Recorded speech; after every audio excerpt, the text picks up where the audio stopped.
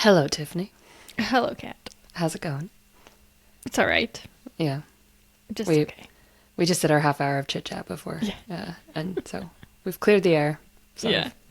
Clear the Well, attention. clear. Yeah. Now we're focusing in today on a new topic. So we did an episode last season talking about the joy of coffee and how climate change is affecting coffee production and possibly prices. Mm-hmm. And in some, coffee is getting harder to grow because of the climate and thus more expensive, and your daily brew might be at danger of going away. So we stumbled across a supposedly more eco-friendly way to get your daily jolt, whether coffee is going away or not. Mushroom coffee, Mm-hmm. which sounds gross just saying it out loud for some reason. Yeah. But it is touted by health gurus for supposed benefits to your well-being and your brain. So we did a bit of research to see if this trend, based in an ancient traditional medicine, is enough to make you switch from your daily cup of joe to this new trend. So that's the question tonight. Is And mushroom you tried coffee it. good? I did try it, so stay tuned. Welcome to Greening Up My Act.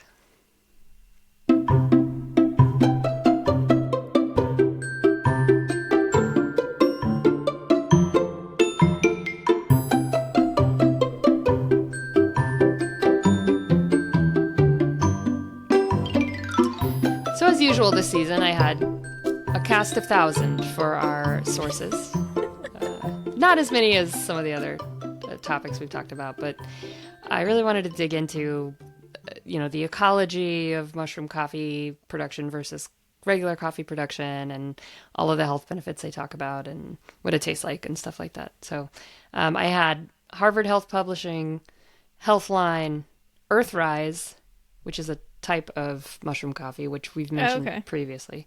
Medicine Net, the Cleveland Clinic, Wired had a review of the best mushroom coffee, and then Penn State Extension had this really, from the Penn State University, had this really long thing about the impact of the mushroom industry on the environment, which I Oh. I just skimmed it. So, but it was Yeah. interesting stuff. And then Food 52 had the hidden wartime origins of mushroom coffee. Interesting. So, I'll start off with the big question. What is mushroom coffee?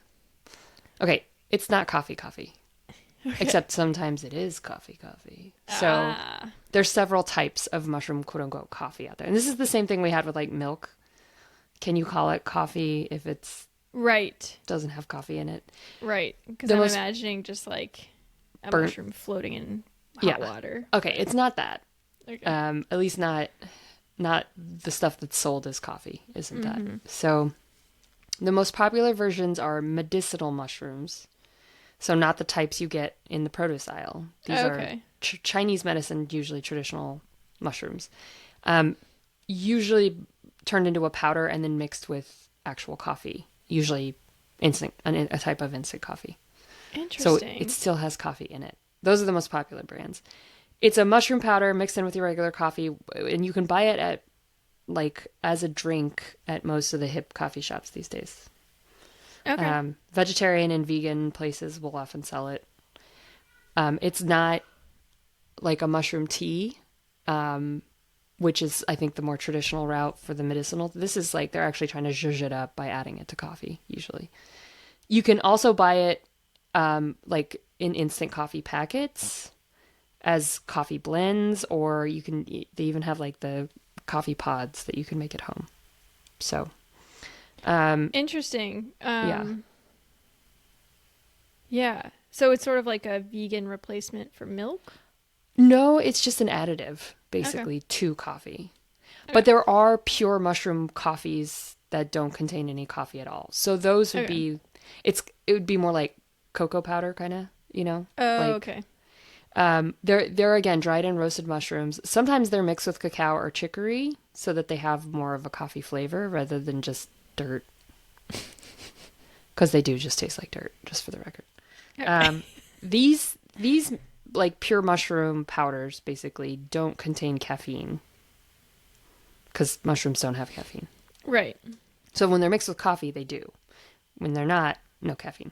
Right. You sometimes they mix the blend with matcha or tea. So it's like if you want to double down on the earthiness of matcha, you throw some mushroom powder in there. Or you can make a tea. Interesting. Yeah. Okay, because in my mind, it was like a replacement for coffee, but So I'll get into that with the history Okay. a little bit. All Yeah. right. Yeah, because that's what I thought too. So the most common mushrooms that they use in the mushroom blends for coffee are lion's mane, chaga, turkey tail, reishi, cordyceps, keen trumpet, and maitake. cordyceps, isn't that from? It sounds like the stuff from The Last of Us. It's not the Yeah. same, but Oh, I think it might okay. be. It might be the same. Yeah, the That's fungus that takes so- over. Yeah, it's Yeah. funny. It's It's got zombie Medicinal coffee. properties. Yeah, this won't give you zombie Oh, powers, I think. But there's, I think, 120 different medicinal mushrooms out there, and they really just make this. I think there are 20 that they might use for the coffee mixes, but those are the most popular ones. good. Okay, I've heard So- of some of those. Yeah, and they're not usually ones that you're gonna like. Again, you're not gonna add them to your eggs. You're not gonna buy them fresh at the grocery store and like throw them in your. Oh, okay. Generally speaking. Okay, the history of mushroom coffee. People have been making mushroom brews for medicinal or culinary reasons for generations, especially in Asia. So Okay. it's super common. The medicinal benefits that these mushrooms are supposed to have are specifically come from traditional Chinese medicine. That's where the idea comes from. But according to that article from Food 52, folks in Finland started using mushrooms as a coffee alternative during World War II when they couldn't get coffee beans. Okay. So that's the founders of Four Stigmatic, which was the first major mushroom coffee purveyors I could find, say they got the idea from. Okay. So it's about a 15, 20-year-old concept to do mushroom coffee. Okay. And I'm pretty sure they started out just doing roasted mushrooms to replace coffee and discovered that like nobody likes it. Like you Yeah. have to be pretty hardcore to be like, yeah, I'm going to replace my caffeine jolt with mushroom coffee. Right. So the biggest claim that they make with mushroom coffee is that it's better for you than regular coffee. And most of their claims include, so they say that you can have better mental performance thanks to adaptogens. So I've heard those that in are so many podcast ads. Yes. Adaptogens. adaptogens Okay. are active ingredients in plants and especially mushrooms that may help your body deal with stress.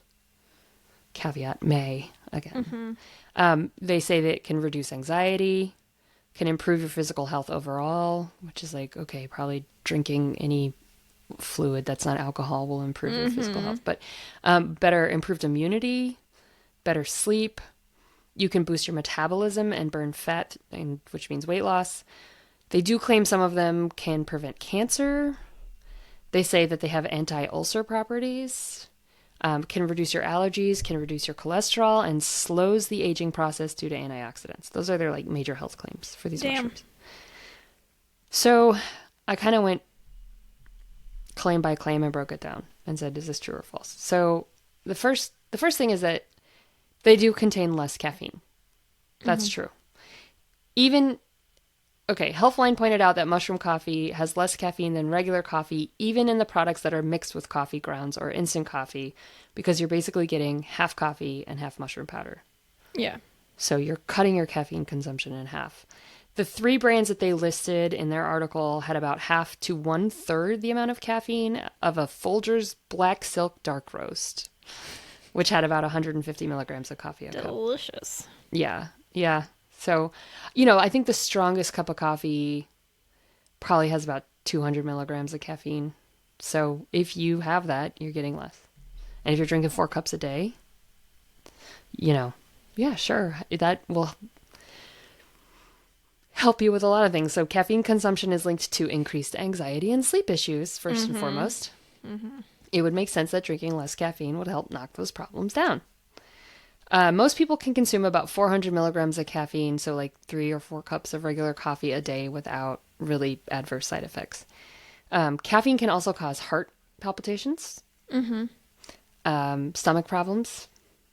Many mushroom coffee brands say the mushroom content also lowers the acidity content, which coffee is acidic, so that makes sense too. And that so reduces your chance of heartburn or stomach ulcers. Okay. So, yes, less caffeine. That is one reason you might want to drink mushroom coffee. Okay, other health claims. For the other health claims, I just thought I'd go through what... It's not like all the mushrooms do this. Each mushroom had possible benefits. Okay. So there are some studies, is the thing. So turkey tail was found to possibly boost the immune system, fight nausea and vomiting in cancer patients. Maitake can regulate blood pressure, lower cholesterol, boost immunity, promote weight loss, and may help again with the side effects of chemo. Chaga has a big antioxidant content, which we should probably do an episode on antioxidants someday because there's so many conflicting claims about it. But it could fight ulcers, it could support cancer therapies again, it might suppress immune activity that causes allergic reactions to some foods, and it might help with diabetes. Maybe. Reishi might reduce blood cholesterol and reduce the risk of heart disease. Again, another one that's supportive for cancer therapies. Might have any anti-aging properties and may fight viral infections like flu and or help with asthma. Cordyceps, our favorite, is again supportive for cancer therapies and has been used to treat respiratory issues and coughs. Again, full of adaptogens to increase your energy is the claim. Lion's mane might reduce memory loss, prevent depression, increase brain function, and might kill cancer cells. Oh. Damn. So Harvard Health Publishing pointed out that a recent review showed medicinal mushrooms appear to have immune-boosting properties and they can help regulate the metabolism. They may also slow down the aging process thanks to those antioxidants. It all sounds super promising. But when you dig into the studies, they're all test tubes or animals studies. So again, feeding animals large amounts of whatever the compound is. So it's not like they've done a study and found that all cancers react well to cordyceps or whatever, you know. Right. There aren't really any conclusive studies on how medicinal mushrooms affect human health, especially like the brain stuff. That's really hard to measure. Yeah. And how on earth do you measure anti-aging in rats? Right. Right. They get fewer gray hairs. I don't know. I don't know. I mean, I guess it's weight gain, metabolism changes, all those things. But again, yeah, they're inconclusive. They definitely haven't been done on mushroom coffee. These are just the mushrooms themselves. Okay. So it's possible you'd have to take huge amounts of the mushrooms on their own, just popping mushroom pills or eating them, you know, to get any of the benefits. Adding fungus to your coffee might not do any of the stuff Chinese herbal medicine mushrooms do because they're just the mushrooms because they've been processed and mixed with caffeine anyway, right? Yeah. So that might negate the effects. Right. They don't know. The Harvard article recommended adding regular mushrooms to your breakfast to add fiber and vitamins if you're looking for proven health benefits of mushrooms. So it's very, very Harvard answer, right? Yeah. So there are some possible health detriments of mushroom coffee. Oh. They say there might be increased risk of kidney stones, especially in chaga mushrooms due to high levels of oxalates. Some people are sensitive to adaptogens and may get nausea, diarrhea, stomach pain, or allergic reactions. Oh, wow. People have reported increased bloating and gas from drinking mushroom coffee. And it can interact with medications for blood sugar, blood pressure, or blood thinners. Ew. And because adaptogens can stimulate the immune system, they're not recommended for people with autoimmune disorders. Okay. On top of this, a lot of the brands out there add nootropics or probiotics to the powder. So you're not just getting the mushroom right in the mushroom coffee. Mushroom coffee is a big health store staple right now. So that means the gym bros are adding creatine to their blends or other workout stimulants, you know. Gross. You can probably get mushroom coffee with protein, bro. Probably. Get anything with protein. It's true. But finally, because again, there aren't really good studies about how medicinal mushrooms and particularly mushroom coffee affect human health, no one is totally certain about dosage or exactly how they interact with other medicines. And since they're not regulated like medicine, the health claims aren't regulated. Right. So like any supplement. I don't think they're like unsafe, but they're not necessarily better for you than coffee unless you're trying to cut the caffeine. Okay. And you got to be careful about all this added stuff. Yeah. Yeah. So interesting. yeah. I mean, that was the thing is it's like there's once again, no science, it's not like there was one study where patients with a certain kind of cancer were fed reishi mushrooms and, all other tumors went away. Like it's Right. not magic. And again, I think a lot of the mental health benefits, especially like, oh, I focus better, that's self-reported. Nobody's like gone in and measured brain activity to see, how drinking a cup of mushroom coffee affects your brain activity, right? Right. It's all kind of self-reported. Yeah. So Could be placebo. again, could be placebo, could be again people who are already health conscious do Yeah. these things. So self-selection is another issue. There's just, I don't think, none of the medical sites that I read were like, yeah, you should definitely do. They're just like, you could try it if you want, which is how Yeah. my doctors are about, what you call it. Well, I'm having a perimenopausal moment. The one where they stick needles in you. Oh, acupuncture. Acupuncture, though. Yeah, you can try it. Probably not going to hurt you. So Right. that's kind of the medical community's take on it. Now, again, because mushroom coffee is not the pure medicinal mushrooms that you're getting even from Chinese medicine, like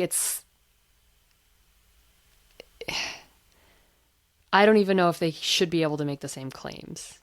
If you're mixing this with coffee, creating it into a powdered drink, it's not like it's being it's not being prescribed to you. Like you pick the mushroom coffee based on whatever packaging it comes in, not like a Chinese medicine doctor is like, you have this symptom, you should be drinking this mushroom coffee, Right. Like that's not what's happening. So I don't know. Yeah. I said now would be a good time to take a break. Okay. So we can take a break and then we'll get back to, is mushroom coffee better for the environment? Oh, I'm curious.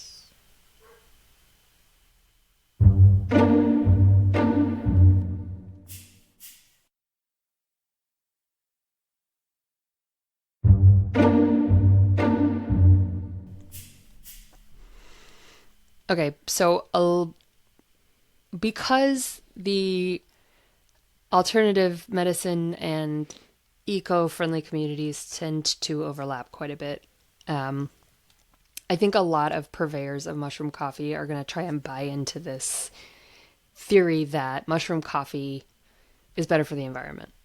And Yeah. so Earthrise, which does just pure mushrooms, no added coffee, they have a big list of ecological benefits to mushroom coffee. Like, well, they don't exploit workers as much, which they start the thing about like Starbucks is evil, There's no deforestation in mushroom growth.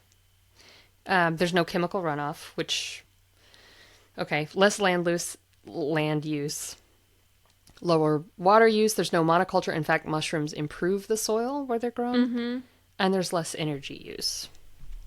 Mushrooms grow in the dark, generally. Right. So mushrooms can be grown vertically, which takes less land than coffee, which are vines and they have to be cultivated. Coffee is also a monoculture, so it's not grown in conjunction with other things, and this can damage soil, especially over the long term. Big coffee growing companies use pesticides, fertilizers, which create runoff, right? That's all true. But again, there are caveats to this claim, as always. Earthrise is from Australia. So if you're getting your coffee from Earth, your mushroom coffee, quote unquote, Kaffee, coffee, right? No, they call it coffee, but you're going to be shipping the mushroom coffee a long way from Australia. Oh, yeah. That's true. So that kind of negates... Unless you're in Australia. But yeah. Unless you're in Australia, yeah. Most of the stuff you can get here in the U.S. Also has coffee in it already. So... Right. It's kind of shooting yourself in the foot if you're trying to do something better for the environment, right? Yeah. I was going to say, I looked at also our listeners, and we have some new people in London. Oh, yeah. I've seen, we have a lot of UK. Yeah. Yeah. We So- should start doing, like, we have measurements. We should also do, like, the metric system. Oh, okay. You want us to challenge ourselves? Yeah. Okay. We'll try Only to do. because one of my favorite podcasts does that. And I Okay. think it's, like, It's a kind very of nice. I mean, because it's also we're the only dum-dums who use I know. the non-metric system. Oh, my favorite line ever was there was some meeting and of world leaders, probably in the 60s or 70s, and they're like, "Oh, so when are the Americans? Oh, there's only one country that insists on using the non-metric system." And whoever it was piped up and said, "Yeah, we're the only ones who've been to the moon too." So I think it was in the 60s. But yeah, we're past that now. Everybody's been to the moon, okay? India has been to the moon. Let's stop. Yeah, that's funny. Yeah. The metric system. I would love to say that I'm the kind of person who uses the metric system. I just kind of fumble with it when I travel abroad and just kind of... Yeah. I mean, I don't use it. I'm just saying, I can figure it out. Yeah. I'm willing to. Just Google translates these things easily, so. Yeah, it does. Again, okay, so another issue is that most of the stuff that you can buy in the United States is heavily packaged and producted and marketed. So you're getting multi-layer It's not like you're getting, maybe some of them do compostable earth bags, but likely not. And they would be compostable only at a, Industrial facility. level. Yeah. So mushroom production is likely better for the environment, but when you're mixing it with coffee, you're kind of negating all of that, I think. Right, yeah. So the Penn State Extension article that I got into talked about how large concentration of mushroom farms near urban areas can cause issues, like how to dispose of spent compost. They had a whole thing about, this wasn't just about mushroom coffee. It was about how mushroom growing, they were taking it as like a defense of mushroom growing from like a kind of food production for the future standpoint. And the question they were asking, they weren't just positing what's wrong with mushroom growing, they were positing how to fix these issues, which are actually less of an issue than other. It's like they're like, people don't like us, and here's why we think they don't like us, and maybe we can fix these things. So wait, who, the mushroom growers? The mushroom growers, yeah. Oh, they're like, okay. They have a mushroom farm or a project working on mushroom farms and trying to figure out how to make it a more acceptable format, basically. Okay. Yeah. So they talk about how mushroom compost stinks more because it becomes anaerobic, and that it may also cause runoff, of course. Wait, why does it become anaerobic? Because of the way... I wasn't sure if that was true for... I don't know. They said this was a possibility. I didn't get into the deep science. I wonder. of it. Yeah, that's interesting. I wonder if it's got something to do with how they decompose or something. Yeah, that was one thing. If anybody is like, what the hell's anaerobic? That's one thing we learned is like, that's why composting is better because it uses oxygen. Yes. But if it doesn't use oxygen, then it creates methane. That's the question is why is that happening? But it doesn't, I guess it, well, I didn't get too into it. Apparently also mushroom farmers need like poultry manure and second grade hay for fertilizer. So this is actually good for like, this was one of the solutions they were talking about was creating, there's just not enough, because people don't use horses every day anymore. There's just not enough horse manure to go around for things like mushroom farming, but they're like, there's a lot of chicken manure. Okay. And that's been an issue is where do chicken farmers get rid of their manure? And they're like, well, we should start a partnership. So yeah. Okay. And also they were saying that mushroom compost is better than regular compost because the mushrooms use some of the waste material to make the mushrooms, but leave nutrients. So you can reuse the substrate. Right. So mushrooms grow on regular compost, right? Okay. So you can actually use compost to grow mushrooms, Okay. Yeah. And then basically growing mushrooms is better for the soil throughout the whole process. Yeah, totally. And the mushroom compost leftovers don't appear to affect groundwater in deleterious ways the same way that other types of runoff can do. Or fertilizer. Apparently there are mushroom pesticides that are no longer regulated as stringently as they used to be. Because I guess it's just not that big of a deal. They're more concerned with factory farming and other methods. So this has caused some issues with overuse or misuse of pesticides. Which I found interesting. Yeah. But they say because mushroom farming is best done in sealed mushroom houses, you don't need pesticides anyway. Okay. So.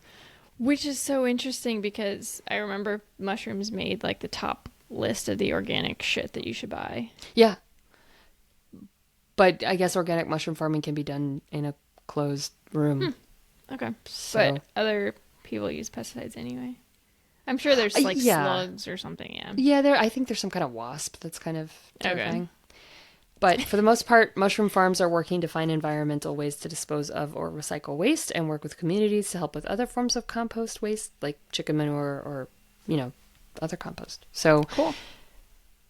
Mushroom farming does seem to be better for the environment, I will say. Yeah. But then it's kind of like when you buy it in a plastic bag and it's like, what was I thinking? Okay. Right.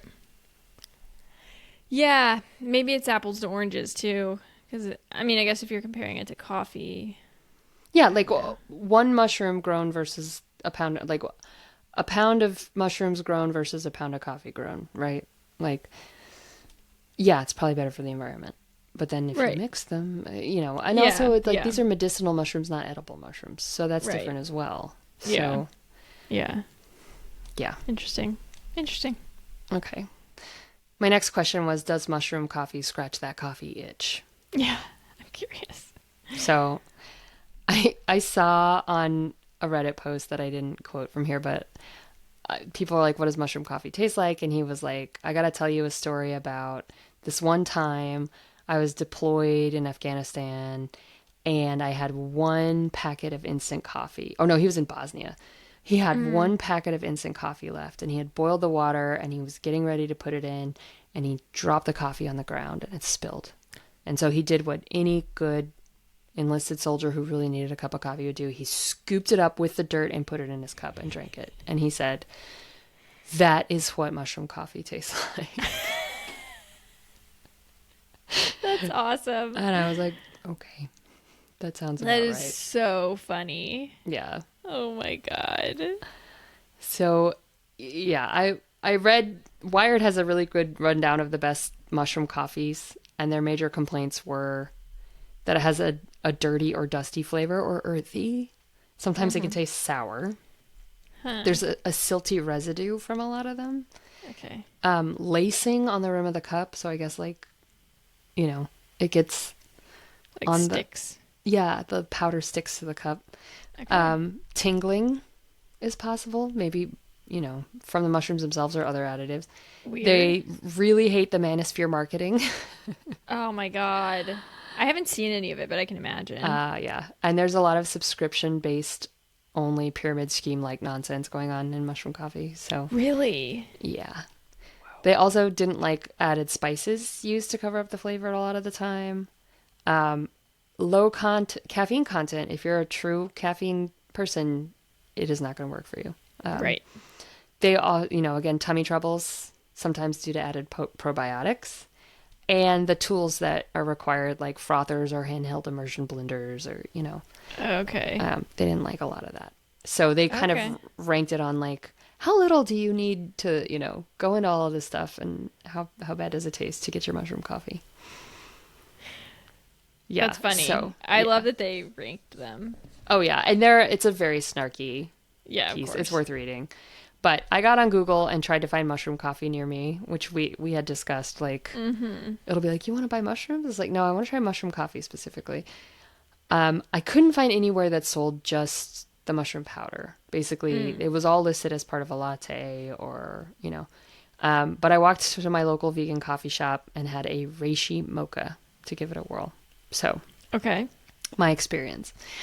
First, the barista asked if I wanted to add espresso, which I didn't know it was an option not to. So I declined because I just wanted to try the mushrooms. And she was like, are you sure? So she asked if I wanted to add a sweetener because it would just be mushroom powder and cacao. So that's what I was getting. And she said we use oat milk, which is their standard alt milk. Because again, it's a vegan cafe. They don't have whole milk. Yeah. And she said she recommended warmer syrups like caramel, hazelnut, honey, or maple. So I said, can I get a little caramel? Okay. Yeah. So I watched her make it. She took a scoop of the powder from the jar, poured in some hot water, used a frother, one of those little bzzz. Then she steamed up the milk, poured it over, made a really nice little heart design, Yeah, it was pretty. Yeah. It obviously came pre-mixed with the cacao powder, but I'm not sure what the ratio was. I don't know how much cocoa I was getting. Or cacao. I think it was raw cacao that has been pulverized. Well, not raw, roasted. It wasn't like they were using Hershey's cocoa powder. Yeah. Okay. It didn't taste like coffee. I'll tell you that Okay. right off the bat. It was reminiscent of hot cocoa in an earthy, kind of dirty way. Okay. It didn't have much flavor, probably because I said a little caramel. Yeah. I texted Sean and said it was like dirt water with cocoa powder.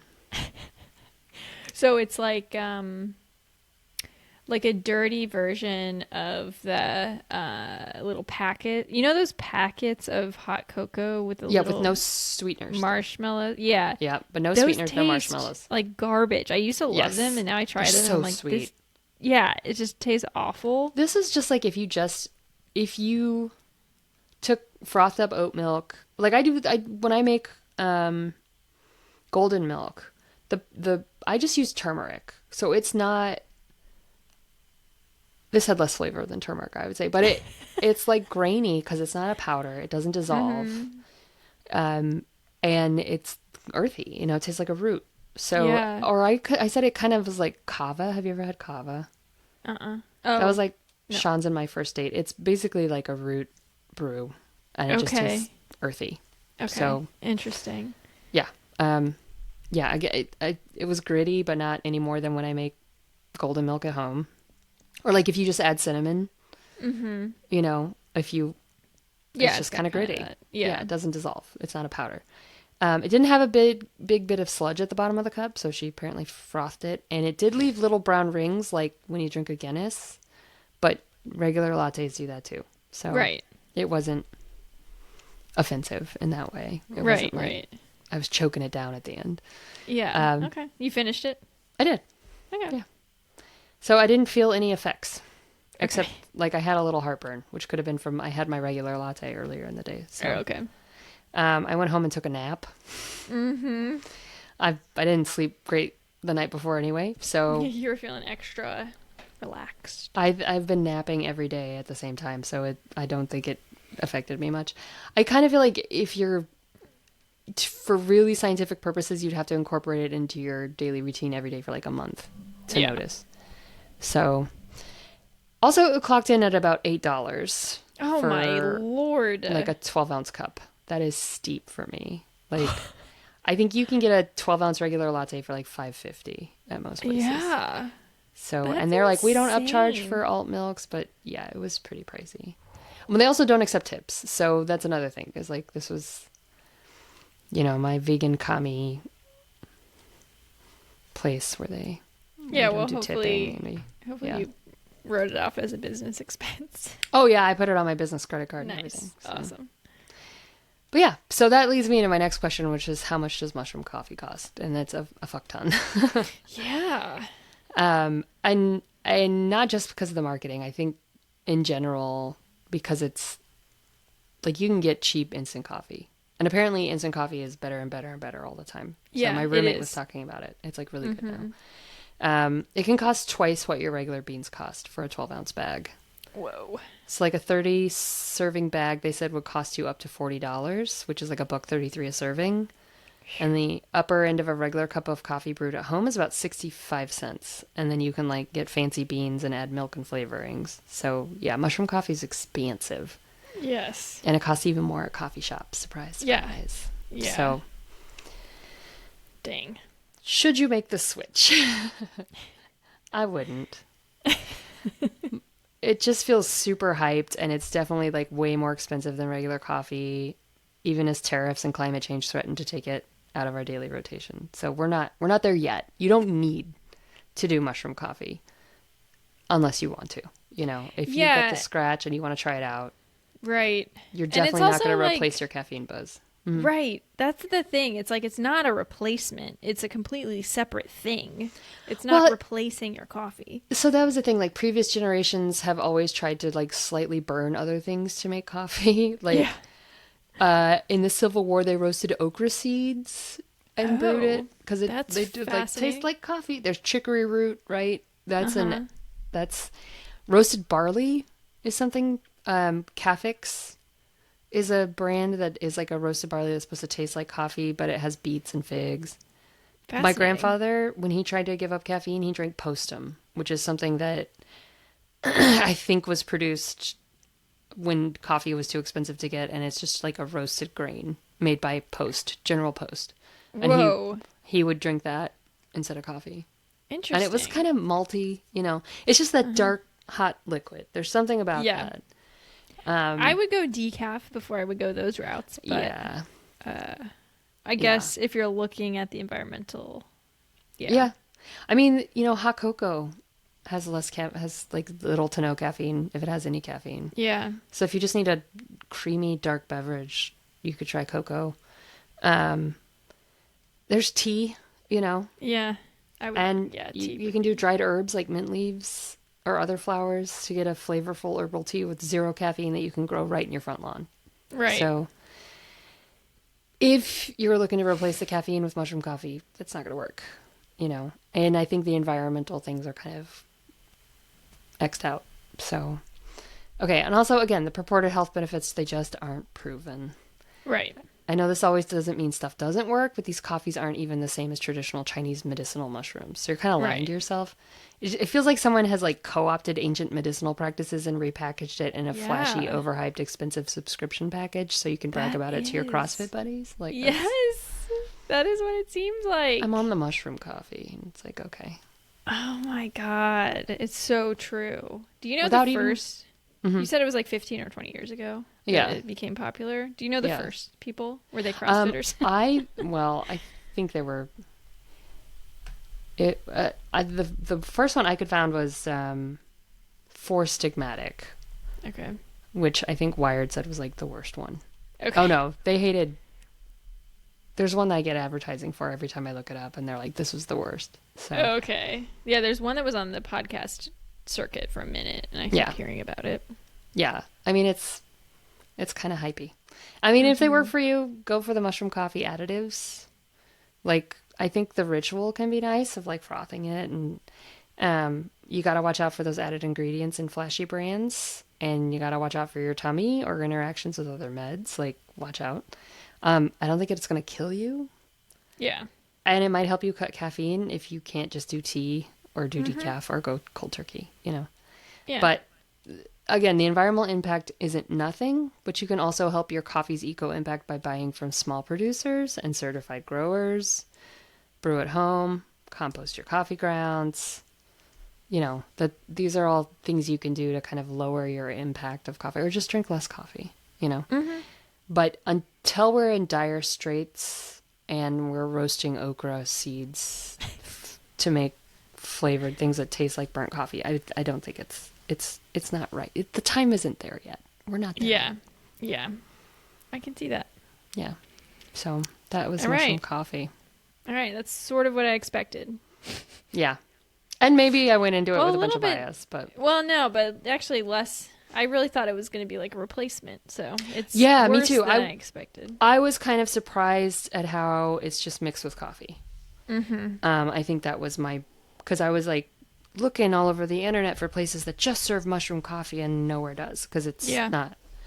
You can't sell it basically like that. Yeah. As a coffee shop, but you could.